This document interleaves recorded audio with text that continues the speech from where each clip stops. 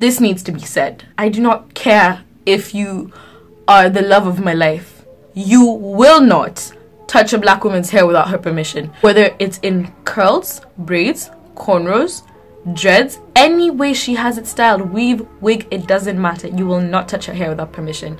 Unless you gave birth to her, you aided in giving her life, or you shared a womb with her. Don't touch her hair. She is not a dog that you can just go touch when you feel like it. It's rude. First, you don't know where your fingers have been. It takes so much effort to take care of black girl hair. Manipulation to black girl hair is bad for it. Ask. It's the polite thing to do. An angry black woman with an attitude. It's normal human nature for when you piss off a person, they get mad. So why is it that when a black woman gets mad after you piss her off, she has an attitude problem? If you're rude or disrespectful to anyone, they'll get angry. But if you're rude and disrespectful to a black woman, she's supposed to sit there docile and take it? Check yourself. You're pretty for a black woman, or you're pretty for a black girl. What does that even mean? What? Aren't you just pretty?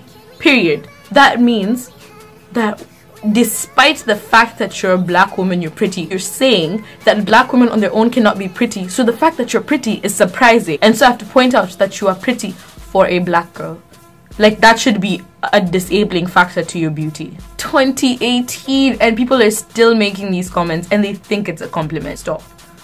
The next thing you're not going to do is you're not going to doubt my mental capabilities and make preconceived notions about my intelligence because you have seen the color of my skin and my gender. Your race doesn't have anything to do with your mind. Nothing.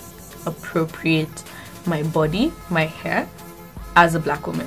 You won't do that. You just you won't. I'm not saying that specific things belong to certain races because that's dumb. But what you won't do is things that races have started and have been doing for a long time. You will not call them ugly on one person of this race and then make it a fashion statement or like a trendy item on another race. Cornrows have been worn by black women forever. Now it's being made a fashion statement on like runways, even though it was called ugly on black women for such a long time. Acknowledge where it came from. If you're going to adopt black culture, you should be ready to adopt black problems as well. If you're going to get the whole butt injections, lip injections, corner or dread your hair braided, only you want to listen to hip-hop, rap, Afrobeat, you can't enter black culture halfway. You can't enter African culture halfway. But when it comes to black problems, black issues, Black Lives Matter movements, people are silent. Celebrities who have influence, who have halfway adopted black culture, choose to ignore the problems. On that same note, if you have an Africa tattoo, if you wear dashikis even though you know it's not your culture, but you choose to know nothing about the African continent, you are calling the African continent a country. You don't know the difference between Nigeria, South Africa and Kenya. Stop.